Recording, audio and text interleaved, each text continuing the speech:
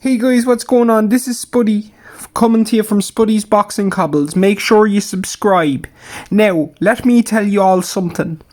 We have an amazing fight coming up on the 17th of October between one Vasyl Lomachenko and Teofimo Lopez. This is a fight that has hardcore boxing fans dying for it, and the casual audience is emerging. It's available on free ESPN in the United States. That's a beautiful thing to hear. You have a pound for pound top rated fighter, Vasyl Lomachenko. 15 fights, 14 wins, 1 defeat. I believe his reach is 65.5 inches and he is 5 feet 7 tall. Allegedly. I don't believe it. Teofimo has a 68.5 inch reach, and he is listed at 5'8" to 5'8.5", somewhere around there. It changes. Loma is southpaw. Teofimo's 15-0, and Loma is 14-1. Both men have fought good level of opposition. One man has definitely fought the better opposition throughout his entire career. Lomachenko's been in world level opposition fights since his second fight. Now, when you look at the styles and you look at how it merges, you start asking yourself some questions. One question is this too soon for Teofimo? So we're going to go through everything that we can, and we're going to break it down based off of the lightweight fight. Now, Vasyl, in my personal opinion, is obviously the number one in the division. He was a 3-belt unified. He beat Pedraza and he beat Linares for his titles, and Luke Campbell in vacant. Teofimo has the one world level win, and that comes over Richard Commey via knockout. These are the main factors. Also, Nakatani is a fighter that Teofimo fought. And I look at the styles, how they mesh, how they'll clash, and different things that I have seen Teofimo and Lomachenko do throughout their career, but more or less at the lightweight. Now, I like the fight. I like the size difference. I think it's very intriguing. I think Teofimo's capable of beating him, and I think Lomachenko's capable of winning. But let's get into this. Now, Lomachenko in his last fight out was against Luke Campbell. There were some moments there that Luke Campbell landed clean, and you reckon if he had more power and was a larger puncher, he could have seriously put Loma under the cosh. But he didn't really do that, and you kind of felt as though Loma, he was just able to get the win just because he was better than him.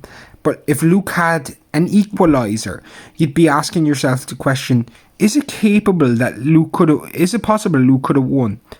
Now, Luke has different dimensions. He's longer, taller than Teofimo, doesn't hit as hard, and he's a southpaw.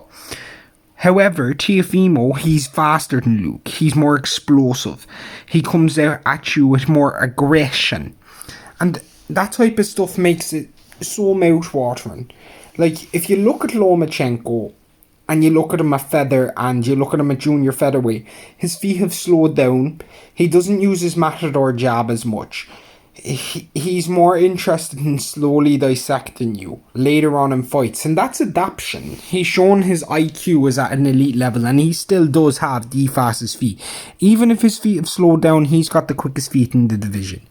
Teofimo, he normally, as of late, likes to fight from a shelled position when he's defending to counter you. He likes to hit you with very fast, explosive counters, and where he's most dangerous is in a mid-range scenario. At full extension, Teofimo doesn't seem to land as devastatingly as Nakatani, or whatever his first name is, can't remember it, Nakatani. He kept Loma long. He kept things being pretty difficult, and that was kind of interesting, you know, because when Teofimo was landing, he wasn't landing in the pocket. He wasn't landing from mid-range like he did with Commey. He wasn't landing with explosion. He was landing at the very end of his shot, and it took some of the sting out of it. Not to say that Nakatani doesn't have a chin, because I think a lot of people would have been knocked out. Now, I also look at Teofimo's fight with Edis Tatley, and yes, he got the knockout, and also Diego Magdaleno. These guys made Teofimo have to do things that Lomachenko is way better at than them. But there is a problem with Loma. And that problem with Lomachenko is he likes to fight up close. He likes to turn and move, and he likes to do things to trick you. Teofimo is very measured. at mid-range, very measured. He stays focused. He stays with his eyes peeled, keeping everything in focus, looking for the right time to capitalise. He likes to get his shots off straight. He also likes to land them in loops. Lomachenko is very available for the uppercut when he's going to the body because he dips his head down and he dips it to the left as he's turning. And that could be something Teofimo could capitalise on. However, Lomachenko still uses his disguised paw, not his matador turning techniques now, but the disguised paw where he keeps it right on your face, and he'll jab, and then instead he used to shift out to one of the sides with one of his feet and then the punch would come from a different direction. In the lightweight division he doesn't do that as much, but what he's done now is he's entered in a stab to the body. He has become more of an explosive, aggressive body puncher. And I feel that's going to be the way it's going to go. Loma's going to look to be aggressive in moments and get out of there quick. And he's going to want to make Teofimo go to him, because I feel as though Loma sees the flaws in Teofimo that I may see, and that's Teofimo on the counter is more likely to be able to beat Lomachenko than if he's chasing him. If Teofimo is chasing Lomachenko, that's going to be more of a problem. I'm not saying Loma's going to fight on the back foot. He's going to make Teofimo engage him so Loma can be the counterpuncher. Loma can use his faster hand speed, his superior head movement, his things that he's better at than Teofimo, and make Teofimo fight as though he's Lomachenko and Loma's Teofimo, and Lomachenko puts a beating on him, dissecting him up and low, hitting him to the body, working him out side to side and turning.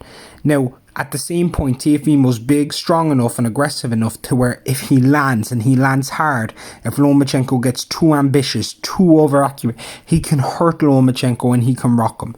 But the more this fight wears on, the more you start thinking to yourself, Lomachenko is going to do this on experience.